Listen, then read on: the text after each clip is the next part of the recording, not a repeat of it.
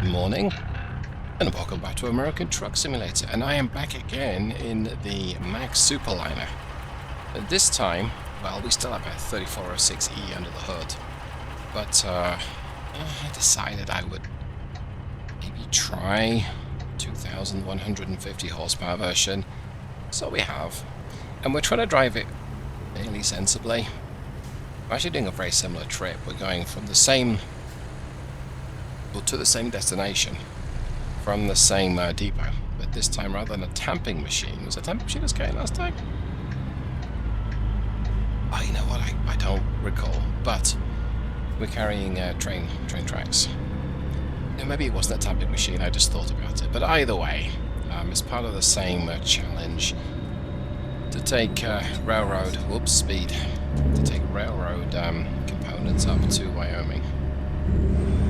So yeah, this engine is a little bit performant, let's just say. So we've got 500 miles left, so we're about 300 miles into the trip. Now I'd love to hoon it off and finish those 500 miles in 5 hours, but I won't be able to do that. Instead, we're using, let's just say, sensible application of power, which, given we have so much of it, is kind of a challenge. But I've spent quite a few miles driving this engine, and I still struggle with it. But I remembered when I originally designed it, the original 2150 horsepower 3406E, but I set it up so that it could be drivable. Now I've since amended it, revised the torque low down quite a bit, try to make it a bit more progressive. I'm not convinced that it's that much different. I mean, on paper it's different, but on the road. But I did get some criticism a couple of weeks before the production of this video. There was someone saying, yeah, but I can't use all that power in the lower gears without using a manual. And unfortunately, that's a feature of how ATS and ETS2 works the transmission ratios. You know, you've given this thing over 7,000 foot-pounds of torque. It wants to use the high gears. It does not want you spinning out. Do you even listen to me? And I've also worked hard on the settings. I say worked hard. I've tried to set up the game so that it doesn't stutter and lag, but unfortunately, I'll go there. Straight. Oh, I could have stayed behind this dump truck. Oh well. Yeah, so I was wanting to merge into the left-hand lane. I could turn that indicator off, and an SUV was doing the same. I probably can out-accelerate him, maybe. But either way, this thing is a little peppy, let's just say. Not so much off the line, because every gear change just adds seemingly agonizing delay as you get up to speed, but certainly in the upper two gears. It whips right round to the 104 mile an hour speed point, which is where you hit the governor in top gear. But in the lower gears, like I say, it's moving off in fourth. I give it a boot full of power, it'll shift, and then it seems to take ages to just shift between the gears. Go ahead and it's the cruise control. That's very useful in a truck that's this outrageously powered. So we go from fourth, we can go through the gears, but you have fourth, fifth, sixth, seventh, and eighth. So you got like a 5-speed. Now if you come across a hill, it might drop it down to maybe second gear. Generally speaking, there's not much I can do about it. You could even give it a super tall final drive and hope that it'll maybe use the lower gears, but driving bobtail, it does not want to spin those wheels. So like now, if I go from 40 to 55, is it going to change? I think I'll go up to 8th. Yeah. And that's it. And now I'm in top gear. Let's go up to 70. Very ruthlessly efficient, gets up to speed. I'm going to go ahead and use the right-hand lane. I think lanes merge up here somewhere. And yeah, it gets up to speed incredibly quickly. It's able to maintain speed through all sorts of undulations and curves and whatnot, and that means it's quite easy to fall off the road just through being inept. And so with a lesser powered engine, I might be tempted to just pick up speed on the way down here so that I gradually bleed speed on the way up. But with this engine, I don't care about the hill, quite frankly. It's a hill, but it's barely gonna notice it. In terms of mileage, well, I did top up and reset the trip computer, and so that is 5 miles per gallon with this engine. And in my last run, I averaged 5 miles per gallon for the whole trip. So that's doing pretty good. I'm using a taller final drive here, and that's mostly because I wanted to try and control the excessive wheel spin. Wheel spin. In fact, it even Caution. come on, get the speed down. Gonna use the left lane, I think. Looks like we'll get to squeeze in front of this traffic here on the right hand side as well, which is always nice. It's quite a bit of it. Go straight. To go. Yeah, let's go. So we scoot up to 30, and we're going to sit there with the cruise on. So yeah, I'm able to get 5 miles per gallon. Is he turning off? Or is he? I don't know. Go straight. Come on.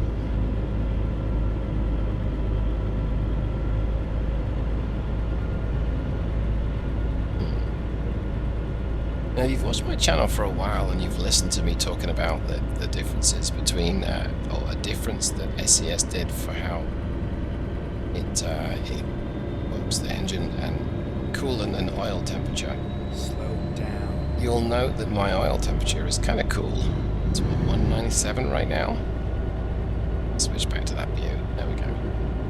And that's because this engine is just not working hard versus what it could work. Now, of course, if I put the speedometer for the cruise to be 100 miles an hour, it's going to put a bit of heat into the engine oil, let's just say. But even now, it's not really working that hard. Go ahead and select 70. I guess the autopilot puts zone 5 afterburners on, gets you right up to 70, and then cuts power. And of course, at 2 degrees Fahrenheit on my oil temperature, that's likely to lose 1 and possibly both degrees. Now, the limit of resolution in how cruise works means that we're kind of giving it too much power and then lifting off completely as we go up the hill.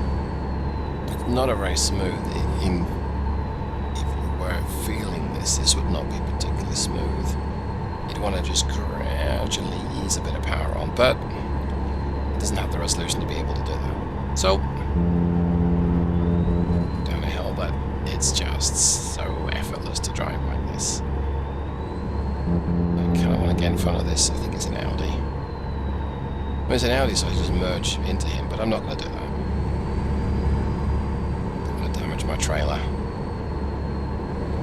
Right, quick check over timing. Oh, look at that. Up the road there. I want to find a hotel, and I've got 3 hours to find it in. Let's go ahead and pull in here.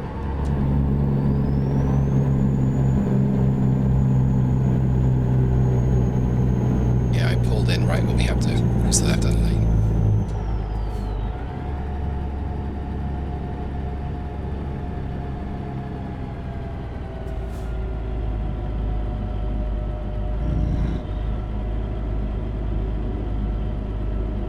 I was choking then. No, I managed to mute myself in time, which was good, but wow. I choke on a bit of water. I tried to breathe. I'm not Aquaman. Right, let's scoot up to 70s traffic permitting.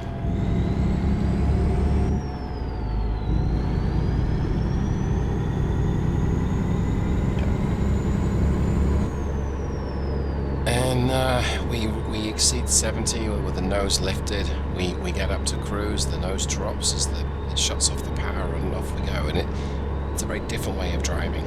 I have not driven a very powerful sports car in this manner. It's always been on a track. But acceleration is kind of addictive. And I could do it manually and probably save a little bit of fuel and gracefully reach my cruising speed, but where's the fun in that? Yeah, as far as temperatures go, this thing is just really trickling along. And I want to avoid getting fines on this trip. Sometimes for the Steam accomplishments, fines mean you don't qualify for it. No, I really don't want to I want to go through all this 800-mile trip to get a fine in the last minute. That means I don't qualify. In front of this car. Could stop here for a break. You know what I'm going to? I'm actually going to pull in. Assume that there's a hotel somewhere up here. Yeah, there goes my first jaw. Did I just bounce over that? No, I didn't. Okay. I may have done with the rear. Let's see. Okay. Do I get motion lotion? No, I don't think I need it. Because I'm really trying to drive just carefully. Which I know, it seems just weird to do this with 2,000 horsepower pneumatic foot, but maybe that's the exact reason why we need to.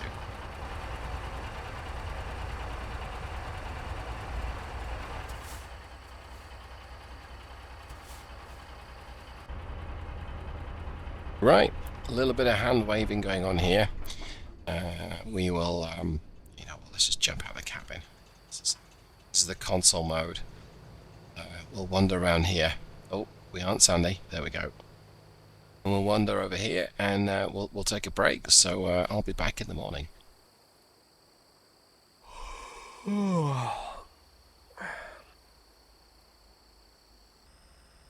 And we're back. Okay, let's go ahead and fire up. So let's do that. Now, I might reasonably expect to let the thing warm up, but I'm not going to do that. I'm just going to get going. I know that real truckers or real trucks at least just take a bit of time to warm up, and I always wondered if that's just a preference from the driver, or if the handbook actually says, "Hey, let this thing idle for 30 minutes before you go anywhere." If you know the answer to them, let me know. I can't imagine they encourage you to idle it before going anywhere. I would imagine that not only does that take a long time, but it also is bad for the environment and it's bad for the engine. They don't like to be idled, or particularly emissions control stuff doesn't like to be idled. It cools down. It needs a little bit of heat to work most efficiently. So just as the same with a car, you really shouldn't let the thing idle. And sometimes it kind of unavoidable, basically. I say unavoidable. If you car's frozen in the morning and you park outside, you may wish to idle it just to get a bit of heat, just to demist and de-ice it. But you wouldn't want to do that every day. That's just not good. In Texas, sometimes people will park and leave the engine idling for a time. And again, it's not really ideal for, or they'll go and take their lunch break and idle. Not ideal for an engine. But gas engines or petrol engines are a little kinder when they idle compared to diesels. Still not great though. Okay. She's driving at night, which is a change. Right, well, we're back up to 65. Speed limit was 75 for a very brief period, but here we are at the limit, and it's dark. And that's great. So, quick check on the numbers. Yeah, 6-hour drive today. It should be pretty straightforward. And we'll use main beam in a second. In fact, brights, which is what Americans call it, or main beam as we Brits. I wonder if Americans can call it main beam as well.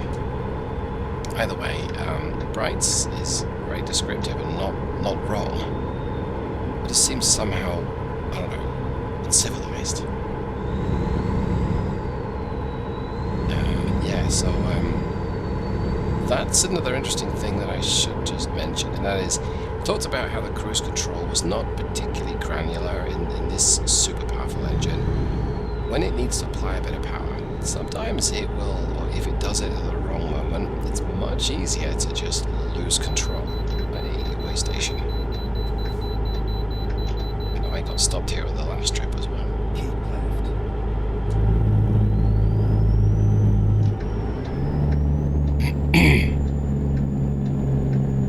Weigh quite a bit less this time. I've got about 27,500 pounds of train axles. Yes, train axles. Couldn't see it for looking there. So last time we were about 77,000 pounds, and we were 45,000 pounds of equipment on the back of a trailer. This time it's a different trailer, I believe. Yeah, because it's my trailer. And the cargo's in 27.5, so I'm going to say we are, well, 65,000 pounds, I suppose. That trailer might weigh a little less. I'm not sure. Let's find out.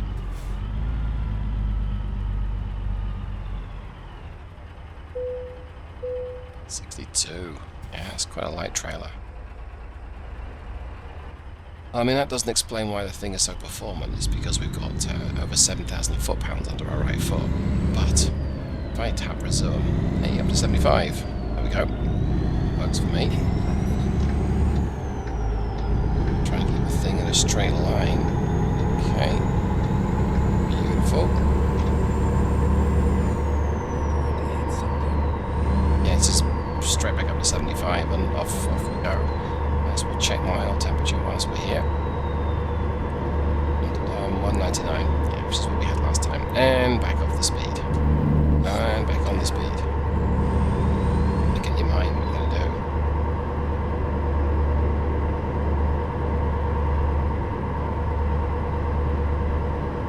Right, well, I mean, I imagine I can fast forward through this section because there's probably not that much going on.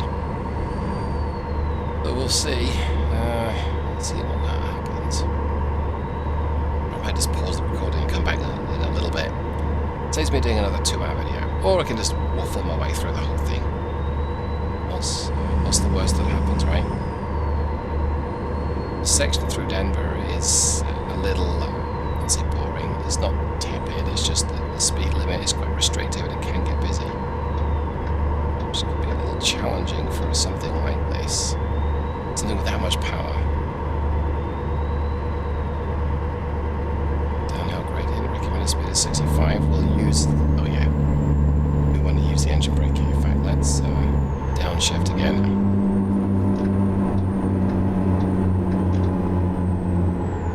Keep it in the inside lane with the cruise set at 60, so it's going to keep my speed under control. There we go. And then we'll get to the straight bit. Tap up 3 times, get back up to 75.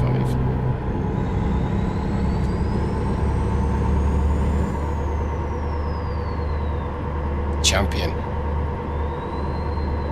Yep, really could get used to riding around with such an enormous amount of power under my right foot, but it's far too tempting to just accidentally break all the speed limits and crash or get a bunch of fines, neither of which is really ideal. And what I'm trying to do today is not get those fines. Recording 5 to the gallon from this engine would be a bit of a result, really, because like I say, it's all too tempting to just move off at 90 miles an hour or accelerate so hard for every junction that you're kind of encouraging the thing to wheel spin. Yeah, this is the slower section, right? Down to 55. And that's power. Okay. That's fair. And so my game is struggling with the frame rate at this point. It's sort of it was dipping into the 20s, now it's back up to the middle 30s. And I've lowered a bunch of settings. It is, no scaling's been applied. Detail has been cranked down. I think grass is still up. maybe put that back up. Yeah, it just not performing really, and there's only so much I can do with the settings, but I'm pretty certain that I wouldn't call it a glitch or a bug with the game, but there's something that it doesn't like. It may simply be my 10th gen Intel Core processor is just, well, too long in the tooth to be able to tackle and handle this with the sort of performance I really want. So it's a shame, but so be it. And the modern generation CPUs are something like 30% quicker single core performance, and so there's your answer. I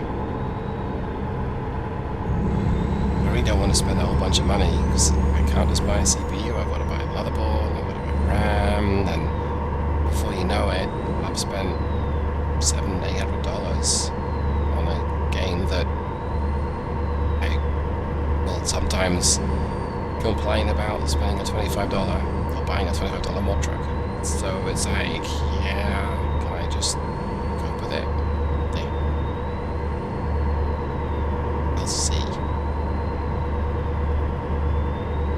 So just going back to those Steam accomplishments or achievements, for a long time I didn't pay any heed to the Steam accomplishments. I don't think I even knew that they existed.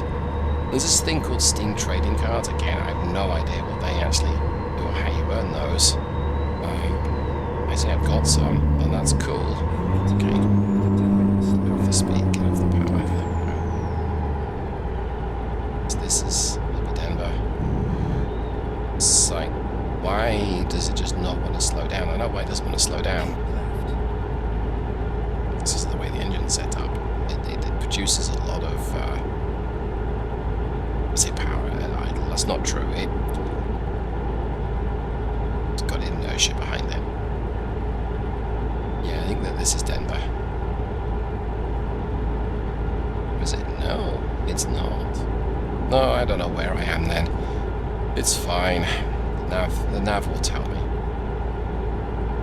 But I'm only doing 55, so let's bump that back up to 65. Off we go. It's so wonderful to be able to just tap up a couple of times with cruise and off you go. So again, going back to those Steam accomplishments or achievements, I just never paid any attention to them until one day saw that I had a bunch. And I had a quick look and I'm like, oh, you know, some of these are just through playing the game. And some of them you've got to be a little bit more intentional with the trips that you do. So I started looking around, okay, I've got, and the Steam website will say, hey, you're 4 out of 5 to get this particular accomplishment, so you can take a look and go, oh, I just need to take some rail equipment up to Cheyenne, and that's what led me to do these trips. And it's interesting that you can do that. Some of the jobs that you need to do certain accomplishments, it's like the game really doesn't want to give you those accomplishments. Now there's a phrasing that springs to mind, but it sounds a little bit inappropriate, but basically the game doesn't want to give you what you think you need. But I'm not gonna phrase that. Why my speed's still not coming down? Oh, I see why. I'll set the cruise at 60, and I think this is 55 coming up. No, this is 60. Okay, well that's fair enough. As for trading cards, I've never really considered them. It seems that most of my games seem to accrue trading cards. Maybe you can sell them and get a bit of money, and that's great, but I don't really think you can make a living doing that. Maybe you can. I don't know. Do you even listen to me? It was still speeding because the speed limit dropped again. So this is Denver. I recognize the sports area on the left. Okay. The 55 should be nicely efficient, at least till it piles on the power. And we can use top gear, and that means that when the speed limit changes like up to 65 or 75, tap up with cruise, I've got the increment set at 5 miles an hour. And in one smooth, clean burn, effectively, we'll get back up to the higher speed limit. What's not to like? I do that on a wet road then. That's what's not to like. Have a swig of coffee, I think.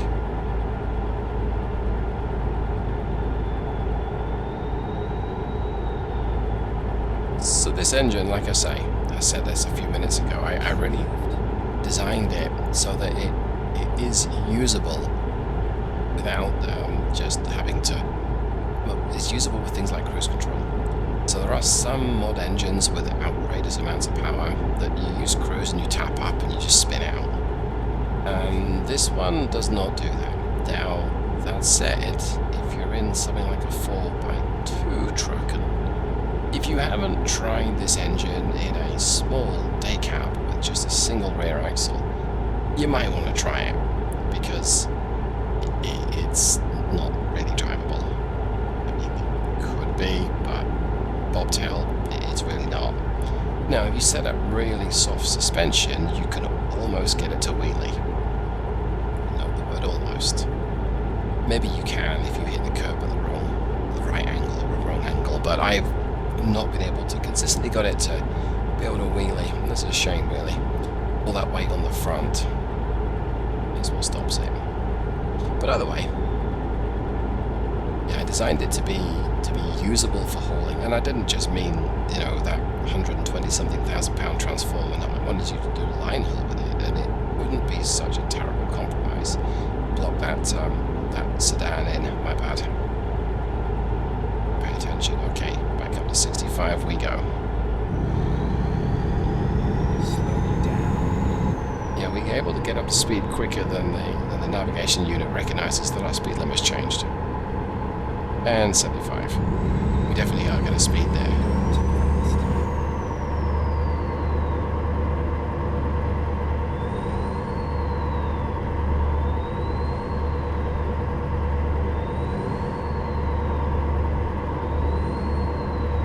Still, a side effect of trying to make this engine a lot more progressive in how it delivers its power is that when you do come to haul something heavy and long, you can get in a lot of trouble with this engine, because it won't have you burning off 100 miles an hour, at least not without taking a little bit of time. To be the left lane to this. Ducking behind this, I think it's a Tesla, who's moving out very early for that merging semi on the right, but okay. So for heavy haul, this is a really fabulous package to use. That said, it's not very efficient. Again with the way station. I don't think I've been a bad boy. I think so. Never mind. I'll find a new route. Just 80 miles, and you know I could get there in 1 hour, but I might get a fine or a speed, or I might have a crash. I don't really want to be doing that. I've lost a bit of weight. That must be because of the, well, that is because of the fuel I burn off. And I'm going to gently do that. Goes in the left lane, we'll get up to 75, so we're going to punch the throttle wide open. Wait till this red car's gone past. Oh, he's waiting for me, so let's go.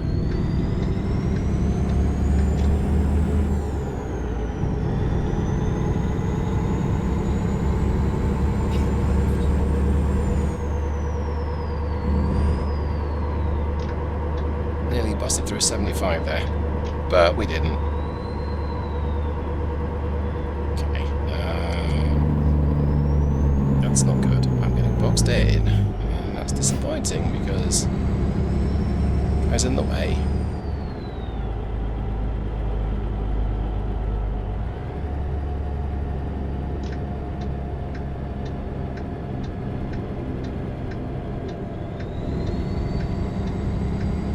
Quite an aggressive maneuver there just to get into the right-hand lane.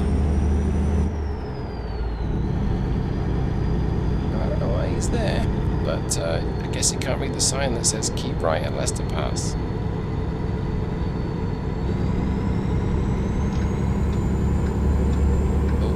close to that blue car. Yeah, a little reckless there. If you do this in something like a 600 horsepower Caterpillar C16, you don't have anything like the same acceleration. It's still a very performant engine, don't get me wrong, but it's got a quarter of the torque. So you cannot accelerate like for like anywhere near as good. It makes me wonder, you know, I've often thought, what if I put this torque curve into a 6-litre engine and come up with some weird and wonderful reason as to why such a small engine is so overblown powered. Stay again at the way station. It's not had enough of me yet. Oh, I guess not.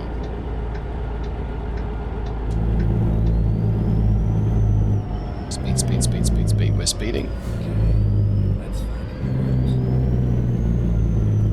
route. Turn right. Well, maybe the Department of Transport, or whatever they are called, just like this yellow truck. Who's to say?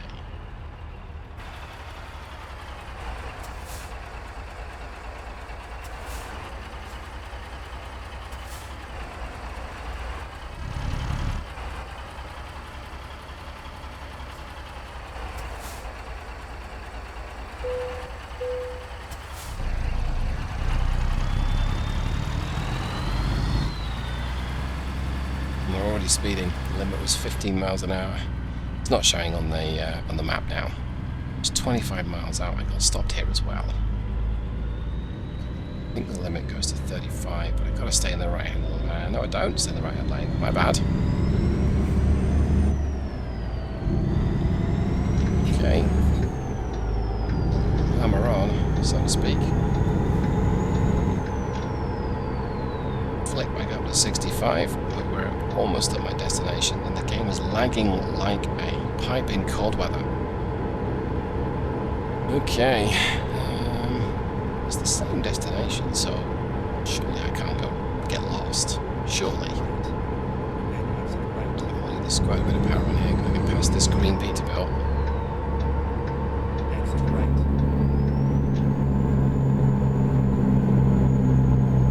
I don't want to go around here too quickly. I'll roll it. That'll be embarrassing. Especially seeing as I've covered sort of 750 miles by this point.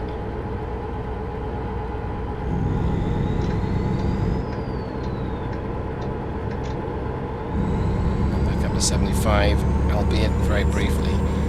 If I was in a lesser power truck, I wouldn't try and accelerate, but I am because I can. I will lift off completely, and then we'll engine brake it, like so. Downshift. Yep. I'll get this package slowing down. Green light, which is nice. Another downshift. Brake. Another downshift off the engine brake. I probably will get a fine for that. No, I didn't. I should get one for spinning the wheels.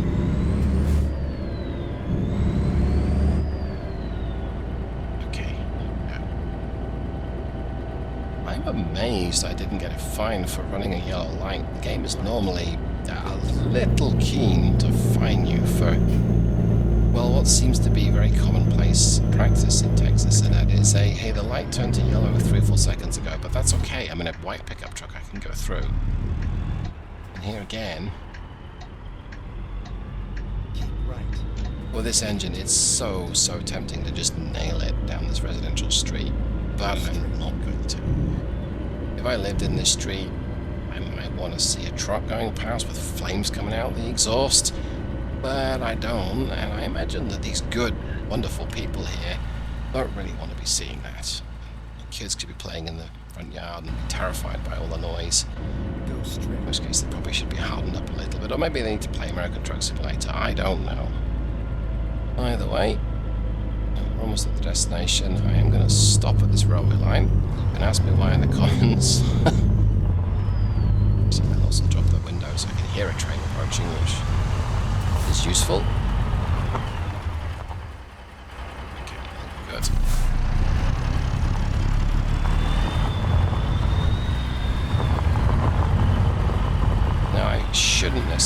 responsive, but it does want me to stop, so we'll stop again. Okay, we're all good. Right. Practically there, so I can get my headlights off.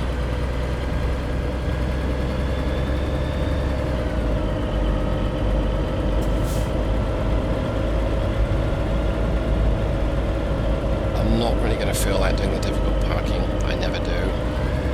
We'll see what the options are. I don't have a difficult trailer to park, but it can be a little troublesome to maneuver something like this. Something so responsive to the power that I might just not do that. I hear a train. C1 though, so I think we're good. All right.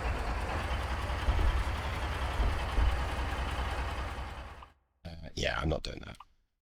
We'll do the easy option. That works for me. Okay, and we'll even do the easy way of maneuvering into the spot.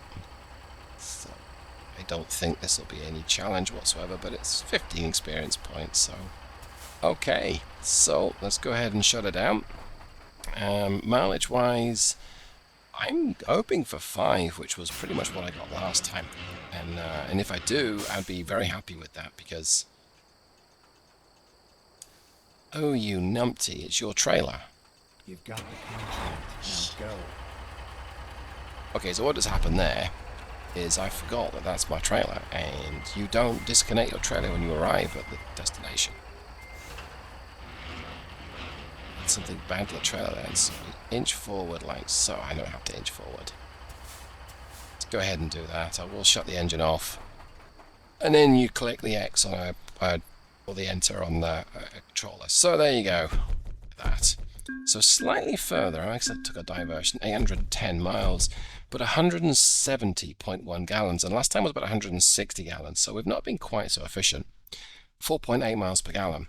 But we did, however, run that trip with 4 times the power and quite a bit less weight this time. So it's maybe 2/3 as efficient if you think of it in those terms, but was it twice the fun? I don't know. It takes a lot of self-control to not hoof everywhere. Alright, well, I hope that you got something from today's video, even if it was watching me drive very carefully this Mack Super-Liner. And perhaps I'll see you the next time. Take care, everyone. Have a good one. Goodbye.